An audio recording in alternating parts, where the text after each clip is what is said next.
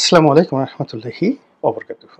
সম্মানিত দর্শক, বাংলাদেশের রাজনীতিতে মেজর আক্তার একজন উল্লেখযোগ্য নাম। তাকে নতুন করে পরিচয় করে দেওয়ার দরকার নেই। তার বীরত্ব, তার সাহস, তার স্পষ্টবাদিতা, বিদ্রোহ করার ক্ষমতা, এসব এক অনন্য নজির স্থাপন করেছে বাংলাদেশে।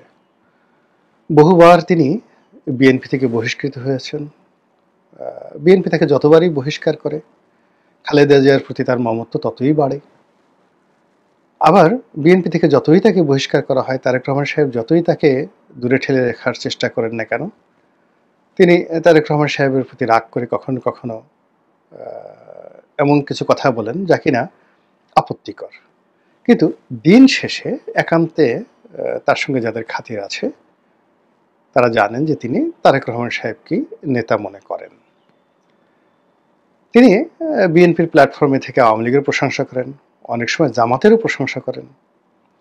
আবার সমালোচনা যখন তার করার দরকার হয়, তিনি সবার সমালোচনা করেন, এমনকি তার নিজেরও সমালোচনা করেন, যেটা বাংলাদেশে বিরল। এই জন্য তিনি আলোচিত নন, তার সঙ্গে সঙ্গে সমালোচিত এবং একই সঙ্গে বিতর্কিত। আমি তার নির্বাচন এলাকায় গিয়েছি, অসম্ভব জনপ্রিয়। আবার সেখানে তার প্রতিপক্ষের নিকট তিনি অনেকটা জম, একেবারে জমের মতো তাকে ভয় পায়। লম্বা শরীর, মেজাজ গরম। তার ডাক নাম হলো রঞ্জন, মেজর রঞ্জন। এবং খুব যুবক বয়সে তিনি যখন কিশোরগঞ্জের এমপি হলেন, মেজর রঞ্জন যখন এমপি হলেন, ওটা একটা দেখার মতো দৃশ্য ছিল। ক্যাপ পরে ঘোরাফেরা করতেন, আর্মির একটা ভাবসাব আছে। এবং ওই যে তার যে এলাকা, ওটা একটা ডাকাতের এলাকা, চোরের এলাকা। তো সব এলাকাতে, ডাকাত চোরের এলাকাতে খুব দুর্ধর্ষ দিনে দুপুরে মানে ট্রেন ডাকাতি হয়। তো সেখানে মেজর রঞ্জন যখন এমপি হলেন, তো তার সেই যে কটিয়াদি, ওই এলাকা সোজা করতে তার খুব বেশি দিন সময় লাগেনি। এবং তিনি এখনও ওইরকম এমপি নাই, ঢাল নাই, তলোয়ার নাই, কিচ্ছু নেই, বুড়া হয়ে গেছেন। কিন্তু ওই হাক ডাক আগের মতোই আছে। ভাঙা একটা বাড়িতে থাকেন, একটা খামার আছে, খামার বাড়িতে থাকেন, একা একা ঘোরাফেরা করেন। মানে ওই চোর আসবে, ডাকাত আসবে, গুন্ডা আসবে, তার সামনে পড়বে, ওইরকম ওই এলাকাতে মানে কারো এরকম দুঃসাহস নেই। তো ওইরকম একটা ভাবসাব নিয়েছিলেন। জাতীয় রাজনীতিতেও তিনি কথাবার্তা বলেন, কখনো কাউকে ভয় পেয়েছেন কোনো কথা বলতে আমার কাছে মনে হয়নি। যথেষ্ট একটা সময় আলোচিত ছিলেন, তার আলোচনা হতো তার যাকে বলা হয় কথা নিয়ে, বার্তা নিয়ে। তো ইদানিংও তিনি বেশ একেবারে চোখালো চোখালো, ঝাঁঝালো ঝাঁঝালো কথাবার্তা বলছেন ডক্টর মোহাম্মদ ইউনূসকে নিয়ে।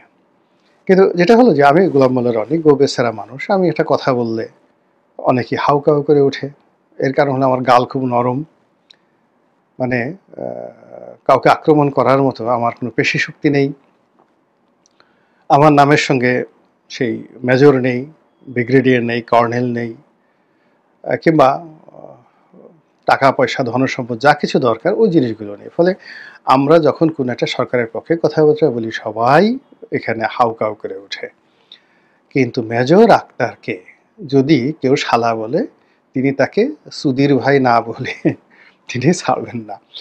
তার দিকে যদি কেউ এক হাত এগিয়ে আসেন, তিনি 10 হাত নিয়ে তার গালের উপর একটা চটকানি না মারা পর্যন্ত তিনি ছাড়েন না। ফলে কি হচ্ছে, ওই যে দেশ বিদেশে অনেক লোক আছে যাদেরকে গালির সম্রাট বলা হয়, তারা আমাদের মতো লোকদেরকে নিয়ে গালাগালি করেন, কিন্তু মেজর আক্তারকে নিয়ে গালি দেওয়ার মতো সেই ডক্টর ইউনূস থেকে শুরু করে তার যারা লোকজন রয়েছেন তাদের কারোরই সেটা নেই। তো সেই মেজর আক্তার সম্প্রতি একটি সেই যে অনলাইন প্ল্যাটফর্ম, ইদানিংকালে বেশ জনপ্রিয়, একসময় 21শে টেলিভিশনের সাংবাদিক ছিলেন। সেই সাংবাদিকের একটা ইউটিউব চ্যানেল আছে। তো সেই চ্যানেলে তিনি একটা সাক্ষাৎকার দিয়েছেন। তো সাক্ষাৎকার দেওয়ার যে তার ভাষা, বক্তব্য, এটাকে আবার সেই চ্যানেলের যিনি সাংবাদিক তিনি এটাকে শিরোনাম করেছেন। তো একেবারে পিলে চমকানো শিরোনাম। আর ওই কথা সেই যাকে বলা হয় বাংলাদেশে এই মুহূর্তে মেজর আক্তার ছাড়া কেউ বলতে পারবেন না। আর ওই যে সাংবাদিক প্রকাশ করেছেন তারও ইদানিং যাকে বলা হয় সাহস এবং শক্তি আমাদের অনেকের চাইতে বেশি। তো এই যে মিস্টার পান্না, ডাক্তার মঞ্জুরুল ইসলাম পান্না, আমরা পান্না হিসেবে ডাকি, আমাদের ছোট ভাই। পান্নার যে এত সাহস, এটা আমি কোনোদিন টের পাইনি। ও ২১-তে চাকরি করতো সালাম সাহেবের ওখানে, এবং ২১-এর সালাম সাহেব তার যে বিপদের সময়টিতে পান্না সবসময় তার সঙ্গে ছিলেন। সালাম সাহেব যখন গ্রেপ্তার হলেন সেই আওয়ামী লীগের দ্বারা, তখন বাংলাদেশে আসলে তার পক্ষে কেউ কথা বলেনি, কেউ কথা বলেনি। আমি তখন প্রতিবাদ করেছিলাম, টকশোতে বলেছিলাম যে এটা কোনো অবস্থাতেই ২১ টেলিভিশনের সঙ্গে শেখ হাসিনা যেটা করছেন সেটা ঠিক না।